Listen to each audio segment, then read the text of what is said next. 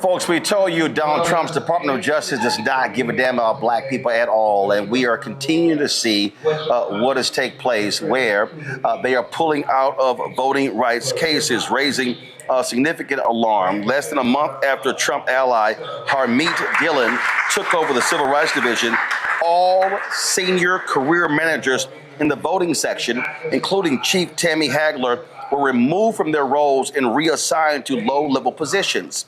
Attorneys were also ordered to dismiss every active voting rights case without explanation or any meetings. This voting section is responsible for enforcing federal laws that protect against voter discrimination, especially as states pass more restrictive voting measures. The new leadership has shifted the division's focus from protecting marginalized communities to advancing Trump's priorities, which is, of course, lying about voter fraud. You know, this is a thing, Derek, that we kept warning people about.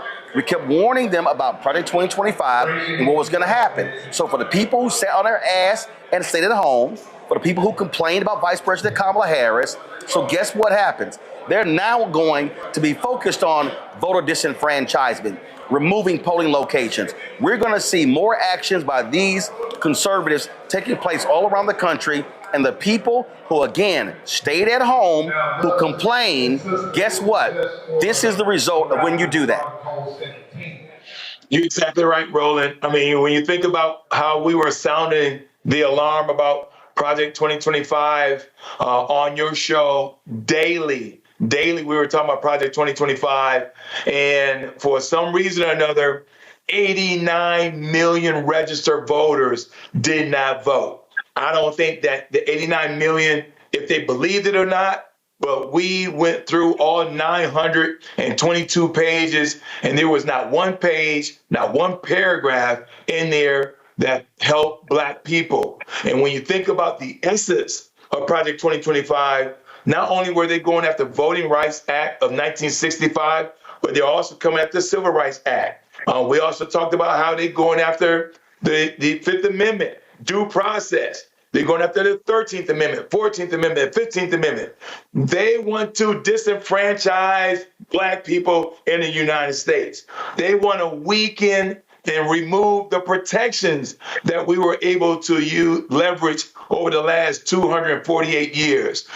So these are the kind of things that we got to continue to sound the alarm. And again, when you think about democracy, I know we typically use the word democracy in a macro sense, but when it comes down to it, if we can't vote in this country, if we don't have due process in this country, if we do not have civil rights in this country, this is the reason why, as a Democrat, I urge all other Democrats, we got to fight this stuff about when they go low, we got to go high. No, there's democracy at stake. Our voting rights are at stake, due process at stake. And when you have a country that just simply pick up citizens, Roland, and put them on a military lift, and take them to another country and put them in prison.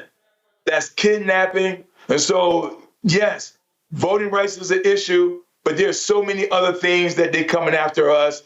And you're right, we sound the alarm. And unfortunately, 89 million people, registered voters, stayed at home.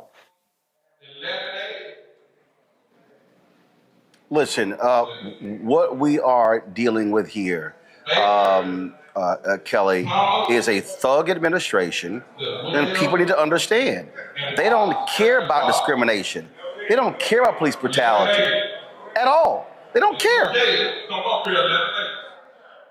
I would argue that they care about it a lot. I would argue that they are endorsing it. I would argue that they condone it because, like you said, if you're a thug administration, what is the number one way that you present power? You present it through violence. You present it through force. You present it through suppression. And those are the ways in which these police officers, law enforcement, now the DOJ, and the cronies within are exhibiting their power. So like my colleague said beforehand, this is absolutely something that was in Project 2025.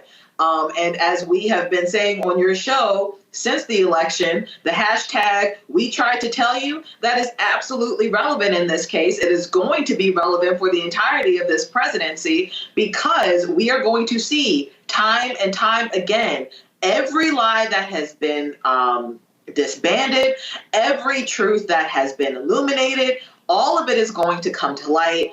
All of it is going to affect us. And we did try to tell you the truth. And you decided not to listen because you would rather have a racist bigot than a competent, intelligent, overqualified Black woman for this very same position.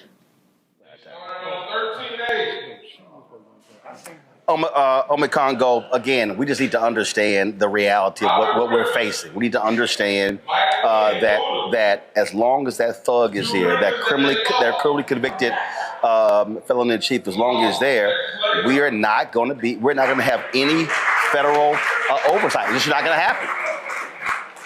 And this is also part of Trump setting himself up to have a third term. You know, if he can continue to cripple the voting rights of people, continue to cripple access to voting, and put it in a situation where he's basically going to be the one to declare who is in charge, who can run voting or not, all he really needs to do is get enough governors to put himself on the ballot, and then it's going to be chaos. And so this voter disenfranchisement, people need to understand that this is not just happening at a small level. This is part of a national campaign. And as a network that like we are here, who has always taken this man seriously, when he talks about staying in office, if you saw that interview with the Atlantic over the weekend, he said, in my first administration, I had to take care of the country while dealing with all, these people who are out to get me in my administration. Now I can just focus on running the country and the world.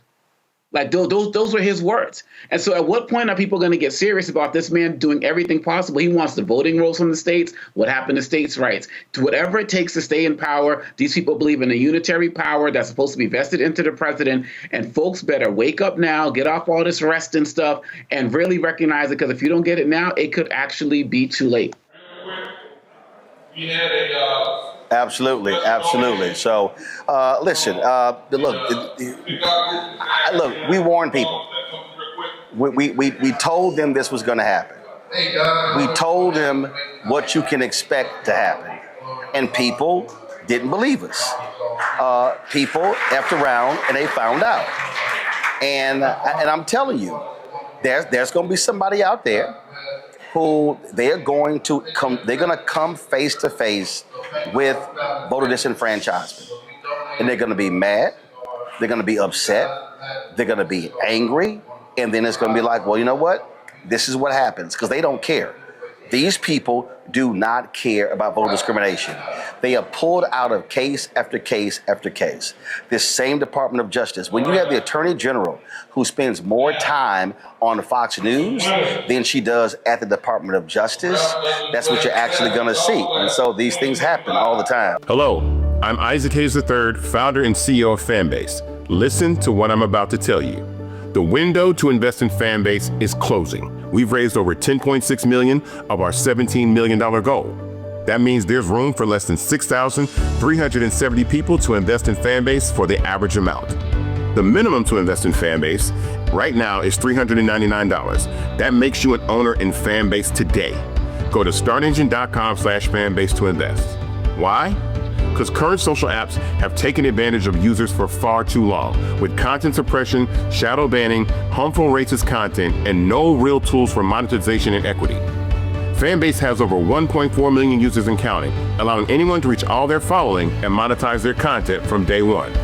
Social media is the new TV, and whoever owns the apps that distribute that content have the opportunity to own potential billion-dollar companies. While big platforms with uncertain futures are failing to serve their users, Fanbase is stepping up to fill the gap. Don't wait until it's too late. Invest now, invest for yourself and your future. Go to startengine.com/fanbase and own the next generation of social media.